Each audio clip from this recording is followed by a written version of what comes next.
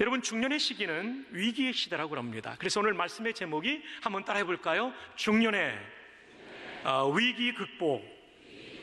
중년은 위기의 시대입니다. 자, 중년의 위기는 왜 올까요? 자, 예레미야 17장 11절을 봅니다. 불의로 치부하는 자는 자고새가 낳지 아니한 알을 품음 같아서 그의 중년에 그것이 떠나겠고 마침내 어리석은 자가 되리라. 이게 좀 신기한 새가 나옵니다. 자고새. 이 자고새는 팔레스타인에 서식하는 새인데, 이 새는 자기 알만 부화시키는 것이 아니라, 자기 알이 아니라 다른 새가 나오는 알을 가져다가 자기가 품어서 부화시키는 새입니다.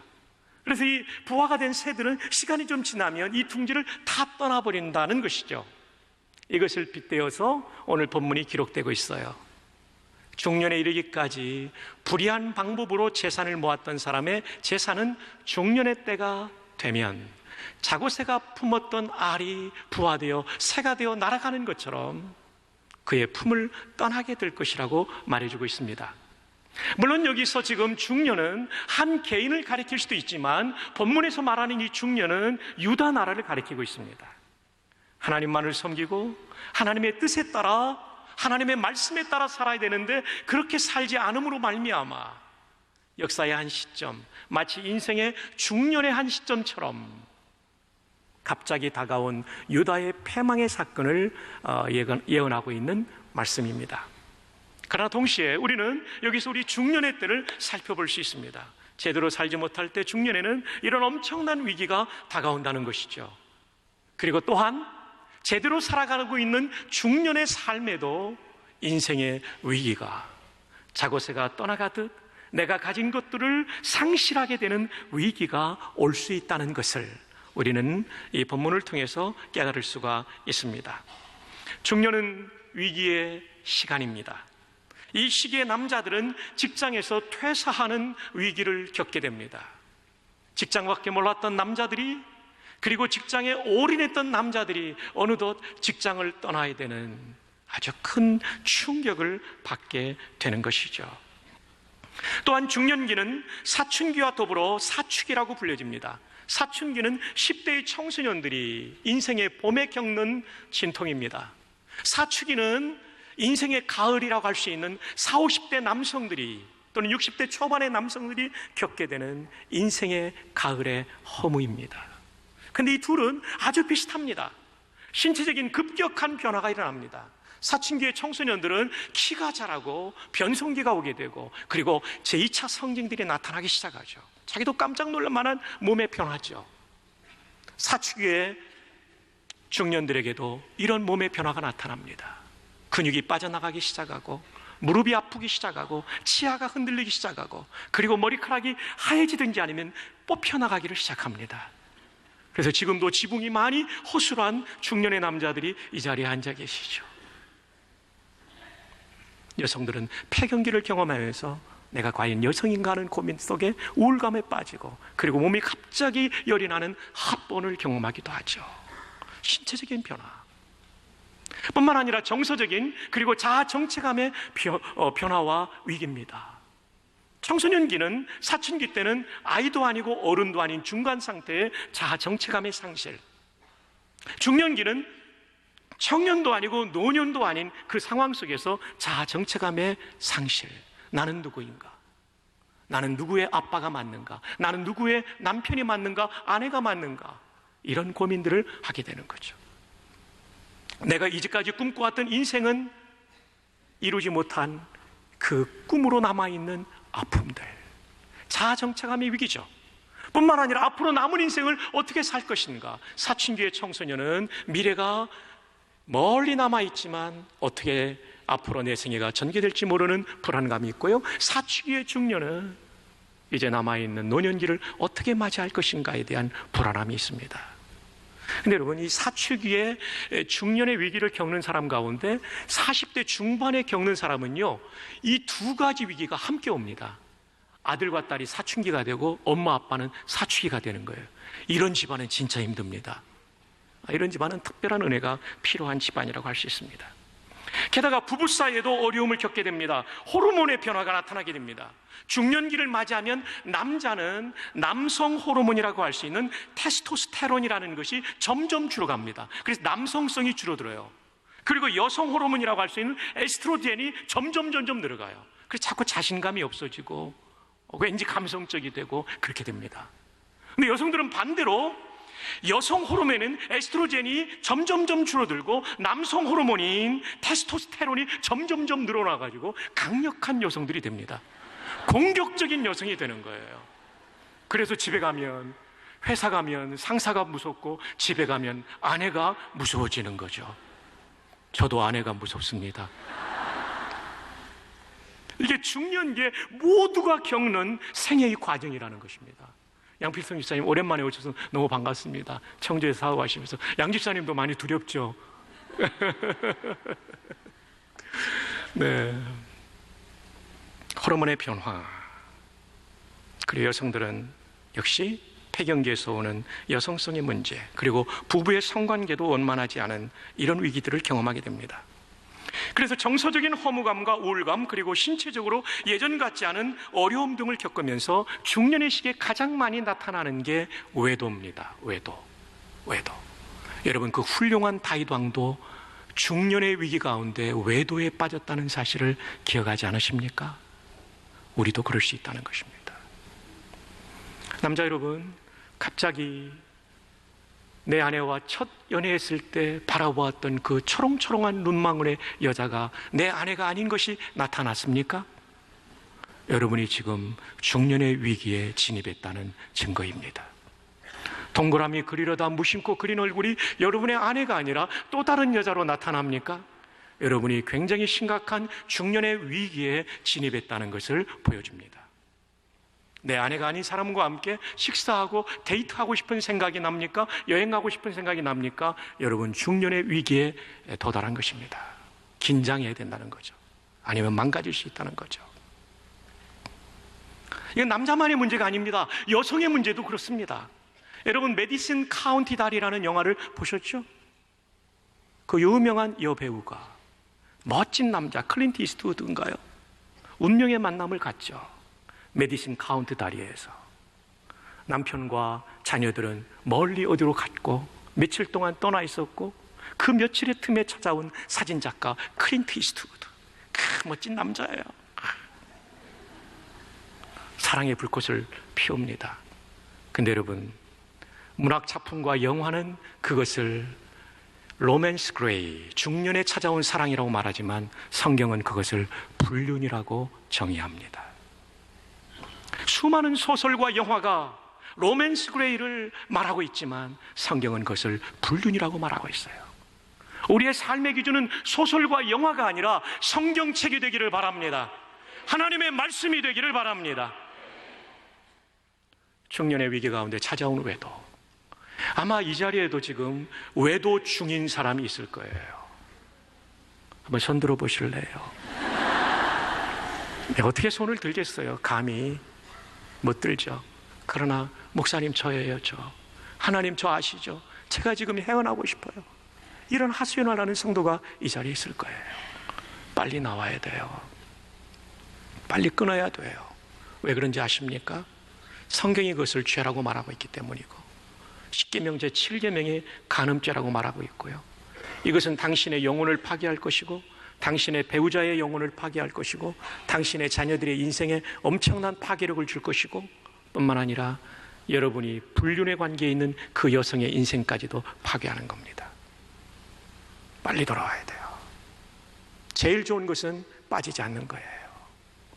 다윗은요, 이 한 번의 외도 때문에 얼마나 많은 대가를 치렀는지 몰라요. 나중에 왕이니까 그 사람을 부인으로 삼긴 했지만 말이죠, 하나님이 긍휼히 여겨주시고 솔로몬을 왕으로 삼아주셨지만 말이죠, 얼마나 큰 대가를 치렀습니까? 침상을 눈물로 띄우며 그 벽에가 썩을 정도로 회개했습니다. 내가 회개하지 않을 때 여름 가물에 하나님께서 나를 짓누르는 것 같은 내 고통을 느꼈습니다라고 시편에 말하고 있잖아요. 용서받았어요, 진짜 회개해가지고. 근데 이 상처가 평생 가잖아요.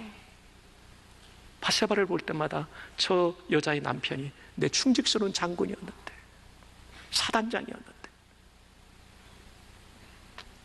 압살롬이 반역을 일으켜가지고 아버지가 남몰래 저지른 이 범죄를 그는 백주대낮에 저지르게 되죠. 상처의 상처. 그것도 다윗 왕의 후궁을 포만 이런 천인공노할 범죄를 저지르잖아. 이 상처의 상처. 그래서 아직까지 빠지지 않은 분들은 감사하시기를 바랍니다. 그리고 나도 한번 빠져봐야 되겠다. 로맨스 그레이. 그게 망하는 길임을 기억하시기를 바랍니다. 아멘 좀 하소.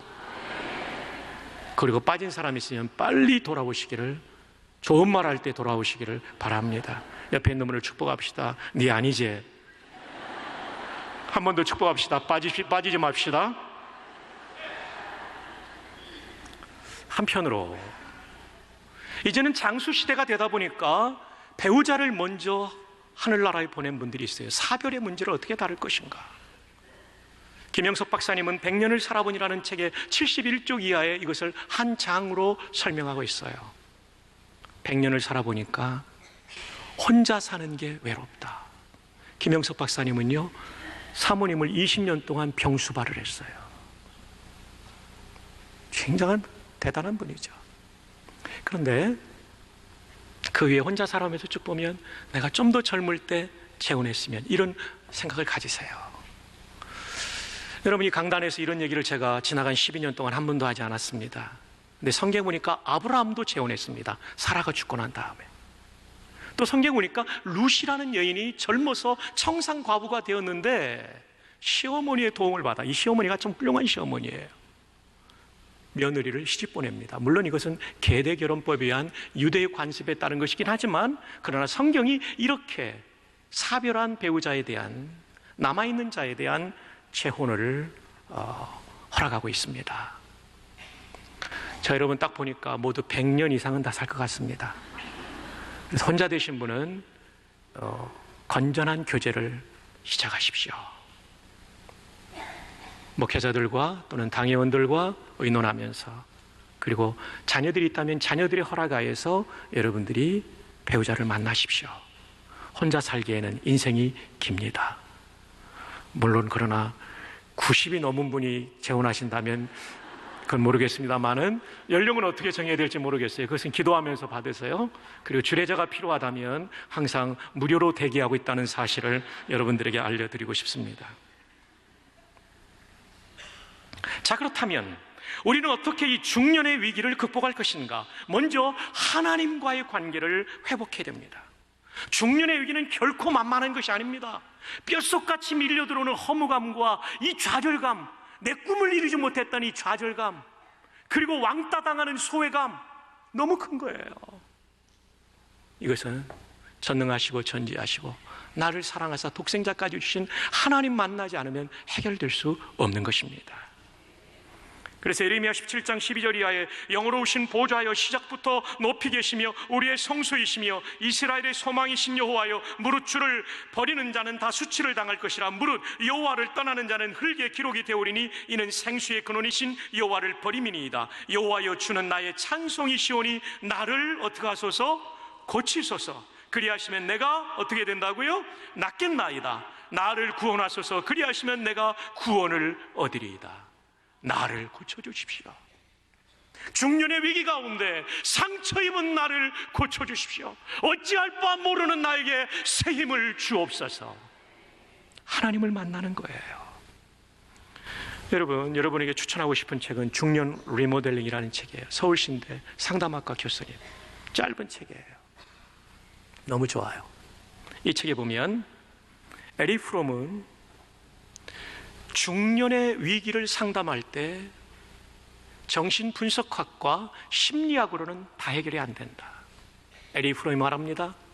영적인 터치가 없다면 중년의 위기를 극복할 수 없다. 왜냐하면 우리가 하나님을 만날 때 우리 안에 있는 악한 것과 이기적인 것이요, 뿌리채 흔들린대요. 쉐이킹이 일어난대요. 뿌리채. 악한 것과 이기적인 것이. 중년의 위기를 이기는 것은요, 악한 것과 이기적인 것이 뽑혀야 되거든요. 이게 막 쉐이킹이 일어난대요. 흔들린대요. 두 번째로는요, 변화가 일어난대요. 트랜스포메이션이 일어난대요. 세 번째로는요, 치유가 일어난대요. 힐링이 일어난대요. 그래서 마지막 결과적으로는 새로운 존재, 뉴 빙이 된대요. 여러분, 중년의 위기를 이기는 데서 가장 중요한 것은 하나님을 인격적으로 만나는 거예요. 하나님을 인격적으로 만나면 하나님이 내 마음을 흔들어 버리세요. 못된 거, 이기적인 거, 그 다음 변화시켜 주세요. 그 다음에 치료해 주세요. 그래서 나를 새로운 존재로 만드사 중년의 위기를 이기게 하시는 것입니다. 그래서 여러분, 예배 때마다 살아있는 예배 드리기 위해서 최선을 다해 보십시오. 성경을 읽고 기도할 때마다 하나님 영적으로 나를 만나 주옵소서. 그럴 때 우리는 중년의 위기를 이기게 될 것입니다. 두 번째로는 배우자와의 관계를 회복하십시오. 그리고 사별한 경우는 재혼하십시오. 또 혼자된 특별한 상황에서도 재혼할 수 있겠죠. 짐 코네이 목사님이 쓰신 중년의 위기라는 책이 있습니다. 제가 이 책을 오래전에 읽었다가 다시 이제 꺼냈는데요. 이 책 진짜 좋은 책입니다. 꼭 한번 읽어보시면 좋겠어요. 성경 자체가 중년에 대해서 다루고 있는 부분이 많지는 않아요. 일반적이기 때문에 이런 책들이 우리의 참고 도서가 될 수 있겠죠. 이 책의 197쪽 이하에 보면 사랑의 부활이라는 주제가 나옵니다. 결혼 생활을 세 개의 주기, 사이클로 설명하고 있어요. 첫 번째는 사랑에 빠졌다가, 두 번째로는 사랑이 식었다가, 세 번째로는 사랑에 다시 빠지는 거. 중년의 위기를 이기기 위해서는 사랑에 다시 빠질 때 중년의 위기를 이길 수 있다라고 말합니다. 자, 그런데 그러기 위해서는 노력이 필요한 거예요. 먼저 첫 번째가 시간의 노력이 필요합니다.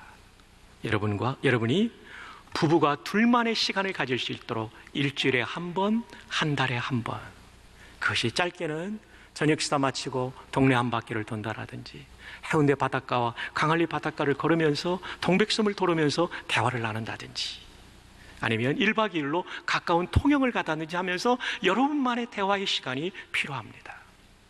두 번째로는 헌신입니다. 서로를 도우는 거죠. 근데 헌신할 때 정말 조심할 것은 뭐냐면, 이 배우자가 나의 이상향이 되기 위하여 뜯어 고쳐야 되겠다는 마음을 하는 순간 힘들어집니다. 그냥 헌신하세요. 세 번째로는 용서입니다. 용서를 위해서 가장 중요한 것은 먼저 잘못한 사람이 잘못했다고 고백하는 겁니다. 사과를 하는 거예요. 근데 이 사과할 때 중요한 것은 책임을 배우자에게 전가하면 안 됩니다. 당신이 이랬기 때문에 나 이런 거야, 이렇게 말하면 안 되고요. 내가 잘못한 것만 얘기하는 거예요. 그리고 그 사과를 들었을 때 받아주는 사람은 용서를 하되 복수를 지어나는 것이 아니라 그냥 그 자리에서 용서해버리세요. 어떤 분은 용서했다가 놓고 나중에 또 나와요. 10년 전 이렇게 되면 안 된다는 얘기죠. 용서는 그냥 용서예요. 그 안건에 대해서는 끝내버리세요. 일사부재리의 원칙이 용서해도 통한다는 사실을 기억해 주시기를 바랍니다. 네 번째로는 수용이에요. 배우자를 있는 그대로 받아들이는 것, 용납하는 것을 말해요. 여러분, 결혼 생활하면서 정말 힘든 게 배우자의 개성 아닙니까? 개성이 뭐냐면 개 같은 성질이에요. 우리가 하나님의 형상으로 지은 아름다운 존재들이지만 죄성 때문에 찌그러진 부분이 있다는 거예요. 네, 이것 때문에 정말 힘들죠. 제가 군목으로 있을 동안 14년 동안 2년에 한 번 또는 1년, 3년에 한 번씩 부대로 옮겨 다니면 이제 우리 군 장병들도 만나지만 군인교 안에는 군인 가족들이 나오잖아요. 군인 가족들이 하시는 말씀이, 사모님은 좋겠어요. 저렇게 친절한 목사님하고 사니까. 그때마다 제 아내가 후렴구처럼 말하는 것은 한번 살아봐요. 저도 죄성을 가진 인간이라는 것이죠. 그래서 개성을 개 같은 성질로 이해하지 마시고 개인에게 주신 특별한 성질로 이해하시면 좋을 것 같아요. 그리고 그 특별한 성질이 우리 부부와 가정과 이웃에게 유익이 되도록 바꾸어 주시도록 기도하세요. 말하지 말고, 배우자에게 말하지 말고 하나님께 말하세요. 어느 순간 그 배우자가 바뀌어진 것을 보게 될 것입니다. 다섯 번째는 지원입니다. 서포트하는 거죠. 무거운 물건을 들기 힘든 관절염이나 디스크를 가지고 있는 배우자가 있다면 그걸 도와주세요. 그러나 이 지원 중에는 이런 물리적인 지원뿐만 아니라 심리적인 지원이 참 중요합니다. 중년의 배반이라는 책에 보면, 배신이라는 책에 보면 한 남자가 아주 좋은 직장의 엘리트 부장이었어요. 근데 미국 제약회사와 이 생명공학에 관련된 어떤 분야를 가지고 계약을 맺게 되었는데 샌디에고 갔는데 이 성사가 안 돼요. 돌아오는 순간 바로 이분은 해고당합니다. 근데 이분이 너무나 힘든 거예요. 이제까지 잘 나가던 사람이었거든요. 근데 해고됐다는 얘기를 아내에게 못해요. 한 달이 가고 두 달이 가고 세 달이 가요. 봉급날이 되면 본인이 돈을 마련해가지고 송금해버려요. 그러는 사이에 친구 하나를 만납니다. 이 친구는 고등학교 친구예요. 이 친구도 대기업에 다니다가 중년에 해고당하고 말았어요. 퇴직금을 가지고 큰 식당을 인수했는데 말이죠, 인수하기 전까지 그렇게 잘 되던 식당이 인수하고 나니까 처음 며칠은 잘 되는데 그 다음부터는 손님이 뚝뚝 떨어지는 거예요. 원금까지 까먹는 피를 말리는 시간이 계속됩니다. 그러던 어느 날 이 주인공의 친구가 부인에게 말하는 거예요. 여보, 나 이런 상황이 됐어. 그랬더니 부인이 말합니다. 여보, 우리 재산이 날아가는 것보다 당신이 살아있는 게 중요해. 그래서 그것을 빨리 정리하고 경영 지도사라는 것을 준비해서 제기한 친구의 얘기를 들으면서 격려를 받아요. 그리고 이 친구도 나중에 부인에게 말하면서 부인의 심리적인 지원을 받아서 이 가정이 회복되는 내용이 나와요. 여러분에게 부탁합니다. 직장에서 갑작스럽게 퇴사하게 된 남편이 있다면 여러분의 남편을 따뜻하게 반겨주시기를 바랍니다. 아멘이 없어요. 아멘이. 아멘. 여보, 그동안 우리 목욕 살리느라고 수고 많았어요. 하나님이 또 길을 열어주실 거예요. 100세 시대라고 하니까 우리 또 살 길을 찾아봅시다. 이렇게 해야지. 아이고, 이 남자야 얼마나 못났으면 회사에 쫓겨나. 이러면요 가슴에 대못을 박는 거예요. 여러분, 심리적인 지원도 아끼지 않는 부부들이 되기를 주님의 이름으로 축복합니다. 그 다음에 6번째는 사랑입니다. 사랑은 성적인 것만이 아니라 이 저자 짐 커네이 목사님께서 말씀하시고 있는 것은 예수님께서 교회를 사랑해서 희생하신 것처럼 희생하는 것이 사랑이라는 거죠. 내 방식으로 사랑하는 것이 아니라 배우자의 필요를 따라 사랑하는 것이라고 말합니다. 그러면서 우리는 사랑의 5가지 언어를 생각해 보면 좋을 것 같아요. 자, 여러분, 이것은 좀 메모하시면 좋겠습니다. 사랑의 5가지 언어. 첫 번째, 따라합시다. 인정하는 말. 어떤 분은요 칭찬의 말을 들으면 사랑을 막 흠뻑 느껴요. 두 번째, 따라합시다. 함께하는 시간. 어떤 분은 함께하는 시간, 데이트하고 대화 나누는 이 시간을 통해서 사랑을 느껴요. 대부분의 여성들이 그렇죠. 남성들은 인정하는 말이겠고요. 세 번째는 선물. 작은 선물 하나라도 잊지 않고 어디 출장 갔다 올 때 탁 하는 거, 남편을 위해서 맛있는 뭔가를 준비하는 거, 이게 다 선물이죠. 네 번째는 봉사, 서비스라는 거죠. 쓰레기를 버려준다라든지 망가진 걸 고친다든지 이런 봉사죠. 다섯 번째는 스킨십, 이렇게 몸을 터치해주는 신체적 접촉. 여러분, 이 5가지 중에 하나를 사람들은 통해서 사랑을 느끼고 때로는 2개 내지 3개일 수도 있어요. 자, 여러분, 여러분의 배우자가 사랑을 느끼는 언어는 무엇입니까? 아직 모른다면 오늘 예배를 마치고 가시면서 꼭 차 안에서 물어보시기를 바랍니다. 아셨죠? 그리고 다음 주에 와서 저한테 만나서 얘기해 주세요. 하성기 권사님이, 우리 정광상 집사님이 이게 사랑의 언어입니다. 그죠? 예, 양태인 장로님도 그렇게 해주시고 참 좋을 것 같습니다. 5가지 언어. 여기에 조금 더 붙인다면 배우자의 눈을 들여다보는 게 중요하답니다. 저는요 집에 들어가기만 하면 그래도 나는 아내와 함께 있다 이렇게 생각하고 신문 보고 그랬거든요. 여자들이 제일 화나는 게 들어와서 신문 쳐다보는 거래요. 배우자의 눈을 쳐다보래요. 배우자의 눈을 쳐다보면 배우자의 스트레스가 보이고 불안이 보이고 원하는 것이 보인대요. 그래서 비로소 그때부터 깊은 대화가 가능하대요. 저도 좀 실천할게요. 여러분도 실천해 주세요. 자, 배우자가 옆에 있는 분은 눈을 한번 쳐다보시기를 바랍니다. 김영식 집사님, 눈을 쳐다보시기 바랍니다. 김 집사님, 그 오른쪽에 계신 분하고 해주시기 바랍니다. 왼쪽에 있는 분은 다른 남자고요. 예. 이지은 집사님도 좀 해주시기 바라고요. 네, 서로 다시 한번, 안 한 분들이 너무 많아가지고 다시 한번 실시. 예, 좋았어요. 이시우 집사님 잘했어요. 네, 눈을 바라보십시오. 퇴근해서. 두 번째, 배우자의 자아성을 세워주라. 이것은 격려하라는 얘기입니다. 이것은 행동과 성품을 나누어서 말할 수 있는데요. 당신은 어떻게 이렇게 퍼주기를 좋아해? 정말 나눠주기를 좋아해? 정말 좋아. 이렇게 하는 거죠. 당신은 언제나 이렇게 밝게 웃어줘서 고마워. 당신은 따뜻한 성품이야. 이런 걸 가지고 여러분이 계속 칭찬할 때 배우자의 관계가 회복되죠. 세 번째로는 배우자와 달력을 펴놓고 어떻게 둘만의 시간을 가질 것인가를 계획하는 것입니다. 그래서 여러분 일주일에 한 번은 커피 타임이든 산책이든 뭐든지 좋아요. 꼭 실천하기를 바랍니다. 아멘이 저쪽 3명밖에 없어요. 꼭 실천하기를 바랍니다. 달력 펴놓고 말이죠. 알았죠? 달력 펴놓고. 이제 말씀을 맺습니다. 중년의 위기는 찬양대 누가 좋은 일 있었어요? 지휘자님이 그랬나요? 지휘자님은 아니라고 합니다. 예, 좋습니다. 찬양대 나중에 저한테 알려주시기 바랍니다. 말씀했습니다. 중년의 위기는 누구에게나 다가옵니다. 그러나 그것을 이기는 사람은 중년 이후부터 노년기까지가 은혜가 가득한 복된 생애를 살 수 있는 겁니다. 그런 의미에서 중년의 위기를 극복하는 것은 대단히 중요합니다. 어떻게 극복할 수 있습니까? 하나님과의 관계가 회복되기를 바랍니다. 두 번째, 배우자와의 관계를 포기하지 마십시오. 배우자의 관계가 회복될 수 있기를 바랍니다.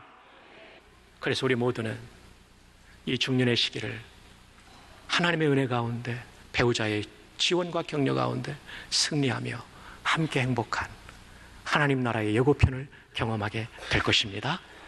이 행복으로 더 많은 사람에게 행복을 나누어 줄 수 있는 우리 모두가 되기를 주님의 이름으로 축복합니다.